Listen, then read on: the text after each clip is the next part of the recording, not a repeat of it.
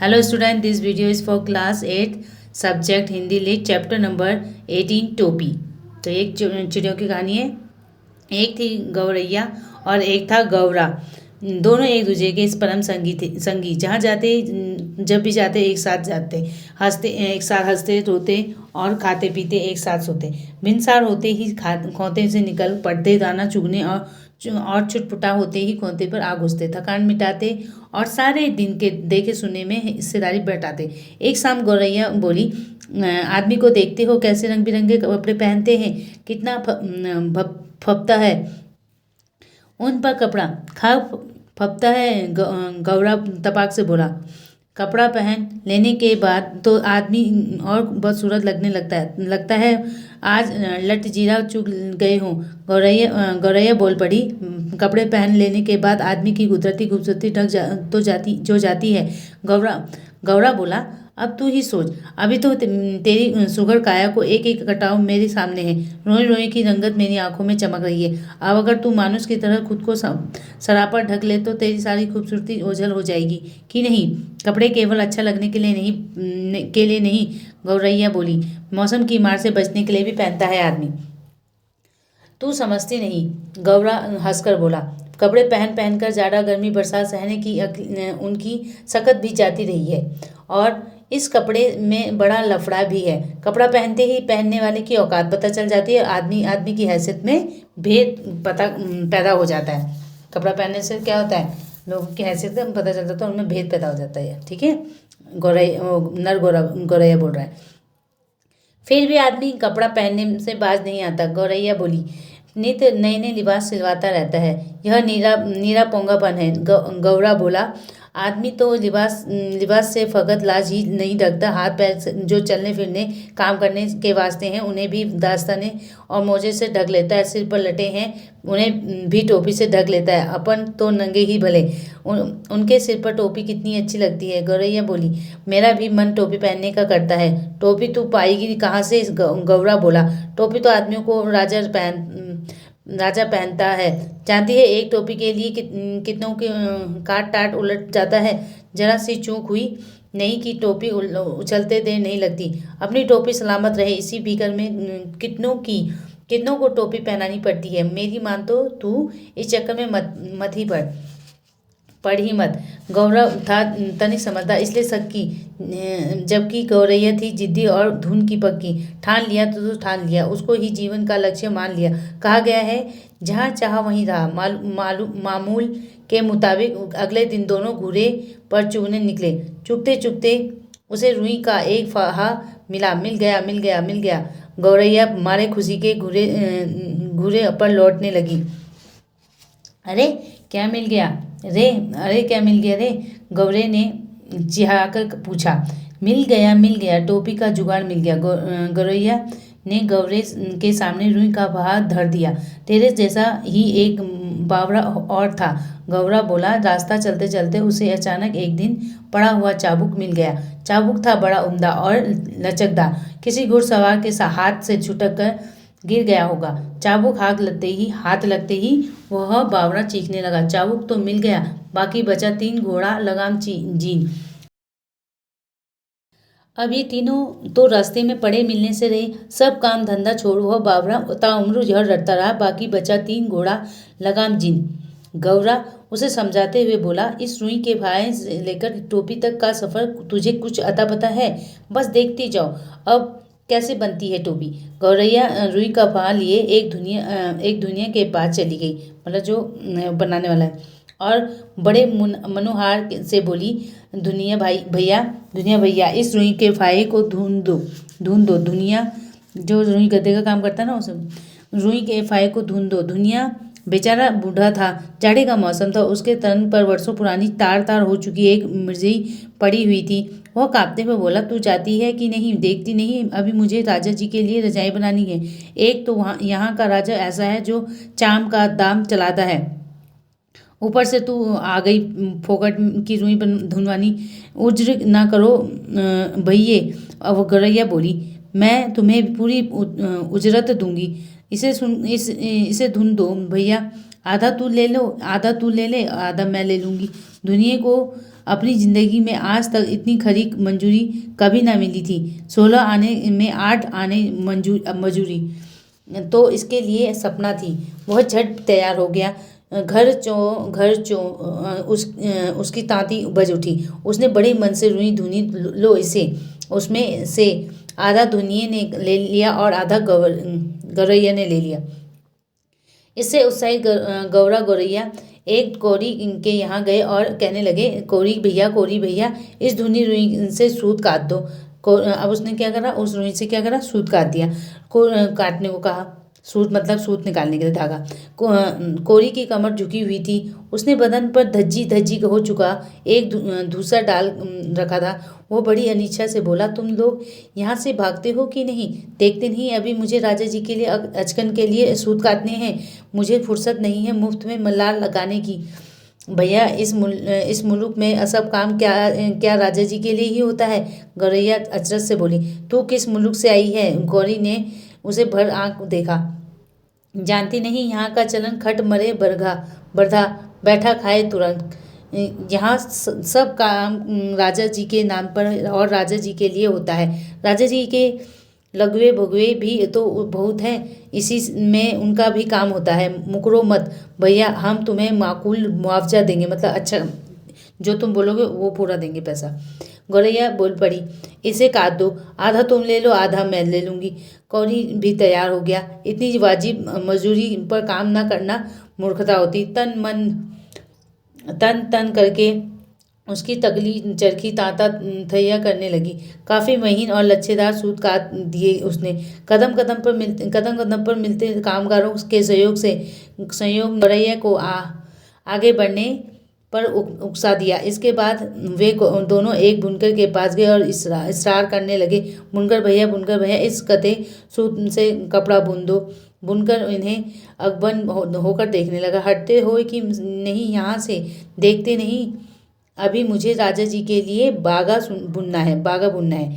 अभी थोड़ी देर बाद ही राजा जी के कारिंदे हाजिर हो जाएंगे। साय करे भाव और तो जवाब करें चाकर।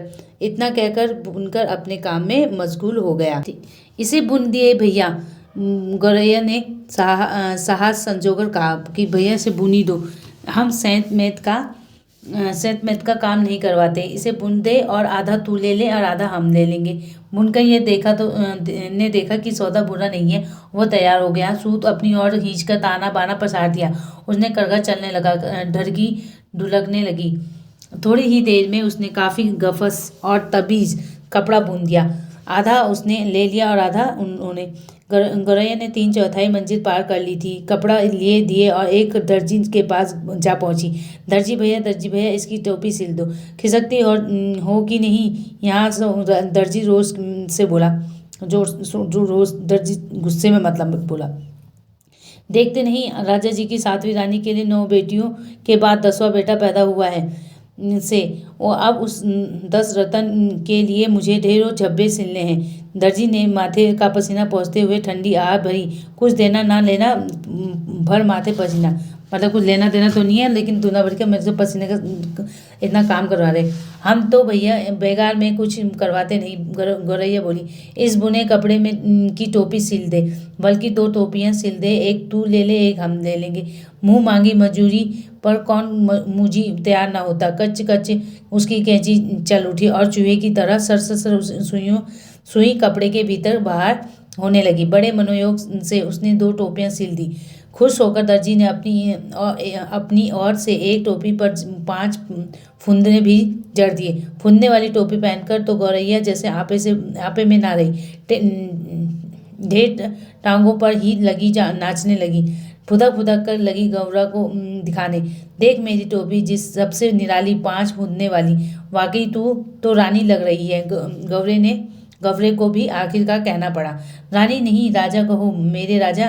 गौरैया ऊंचा उड़ने लगी।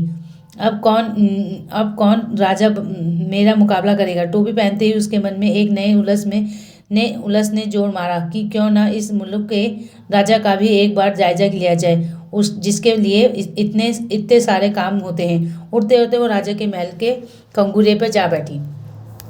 ठीक है। वो कहाँ बैठ गई, राजा के में बैठ गई, जाके बैठ गई घुंघरू में। उसी वक्त राजा अपने चौबारे पर टहलुओं से खुली धूप में फुलेल की मालिश करवा रहा था। वो अपने फुलेल की मालिश करवा रहा था अपने शरीर में। राजा उस वक्त नंगा बदन और नंगे सिर था। एक टहलुआ सिर पर चंपी कर रहा था और एक दूसरा हाथ पांव की उंगलियां फोड़ रहा था, मतलब दबा रहा था। तो तीसरा पीठ पर मुक्की मार रहा था। चौथा पिंडली और पर गुद्दी काट रहा था। मतलब सब उसके, कोई हाथ पैर दबा रहे थे, कोई सिर में मालिश कर रहा था, कोई बदन दबा रहा था। सब 4-5 लगे हुए थे उसके मालिश करने में। गौरैया कंगूरे पर से ही चिल्लाई, मेरे सिर पर टोपी, राजा के सिर पर टोपी नहीं, राजा के सिर पर टोपी नहीं। मालिश करवाते राजा की नज़र गौरैया के से टकरा गई। गौरैया के सिर पर फुदने वाली टोपी देखकर उसकी अकल चकरा गई। वह तो लगातार रटे जा रही थी, मेरे सिर पर टोपी, मेरे सिर पर, राजा के सिर पर टोपी नहीं। अरे कोई मेरी टोपी लाओ जरा जल्दी। राजा दोनों हाथों से अपना सिर ढकते हुए चिल्लाया। टोपी आ गई। राजा ने झट पहन भी ली। देख रही फदगुद्दी, मेरी टोपी में 5 फुदने हैं। गौरैया ने अब दूसरा ही राग आलापना शुरू कर दिया। राजा की टोपी में एक भी नहीं, मेरी टोपी में 5 फुदने, राजा की टोपी में फुदने नहीं, राजा की टोपी में फुदने नहीं। राजा को बेहद हैटी महसूस हुई। राजा को क्या हुई, बहुत ही हैटी महसूस हुई। इस मुल्क के महाबली राजा के सामने एक चिड़िया की यह मचाल। वह बुरी तरह बिगड़ गया और फदगुद्दी मतलब एक छोटी सी चिड़िया यानी कि गौरैया की गर्दन मसल दो, पखने नोच लो और पंखे क्या है इसकी नोच दो। सिपाहियों देर ना करो।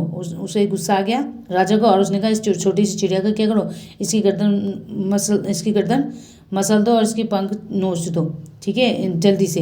क्षमा करे महाराज, मंत्री ने हाथ जोड़ दिए। मच्छर मारकर हाथ क्यों गंदा करना। तो उसने कहा महाराज, उस मंत्री ने कि क्षमा करो महाराज, मतलब चिड़िया क्या है, छोटी सी मच्छर के समान है, तो इसे क्यों मार देना है, वो क्या है अपने आप चली जाएगी। तब राजा सिपाही से बोला, यह ऐसे नहीं मानेगी, इसकी टोपी छीन ले आओ और उसे मैं पैरों के से ठोकर मारूंगा। एक सिपाही ने गुलेल मारकर गौरैया की टोपी नीचे गिरा दी, तो दूसरे सिपाही ने झट से वह टोपी लपक ली और राजा के सामने पेश कर दिया। राजा टोपी को पैरों से मसलने ही जा रहा था कि उसकी खूबसूरती देखकर दंग रह गया। कारीगरी ने के इस नायाब नमूने को देखकर वह जड़ हो गया।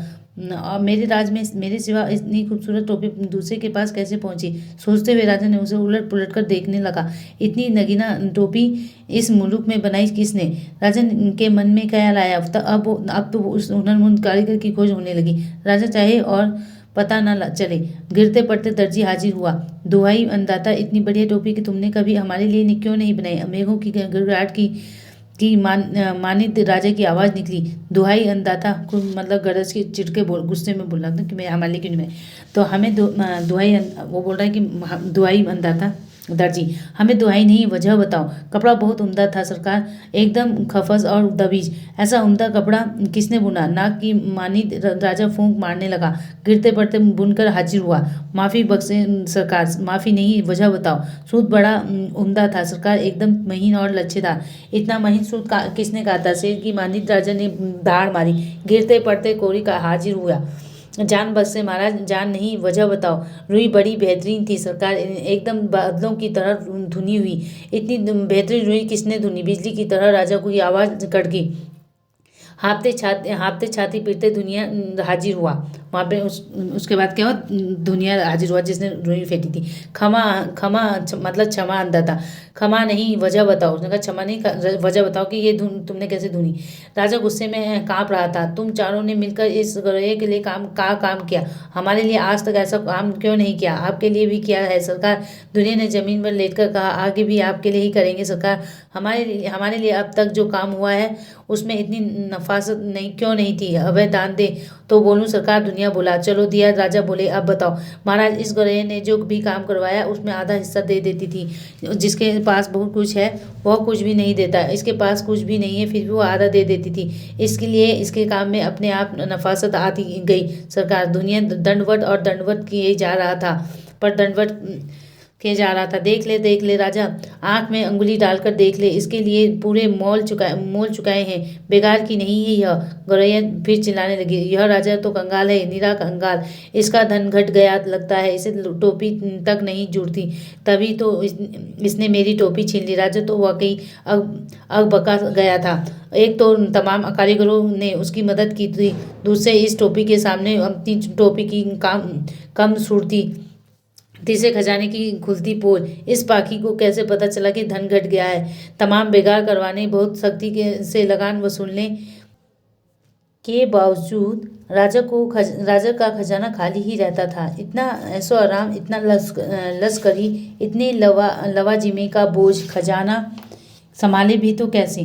तमाम लोग निकल आए थे यह अनोखा तमाशा देखने। मंत्री ने होले से कहा, यह मुंहफट और तो महाराज को बेपर्दा ही करके दम लेगी। मुंहफट मतलब जो कुछ भी बोल देता है। राजा तो खुद घबरा रहा था, झट से बोल पड़ा, इसकी टोपी वापस कर दो। सिपाही ने कहना माना। टोपी वापस कर कंगूरे की और हवा में उछाल दी गई। गौरैया ने फिर से टोपी पहन ली और उड़कर कहने लगी, यह राजा तो डरपोक है, नीरा डरपोक है, मुझसे डर गया, तभी तो इसने मेरी टोपी लौटा दी। कौन इस मुंहफट के मुंह लगे? क्यों मंत्री जी? कहकर राजा ने अपनी टोपी कसकर पकड़ ली। ठीक है, तो इसी के साथ ये चैप्टर यहीं पे खत्म होता है। Thank you. अगर वीडियो अच्छा लगे तो वीडियो को लाइक करें, शेयर करें और चैनल को सब्सक्राइब करें।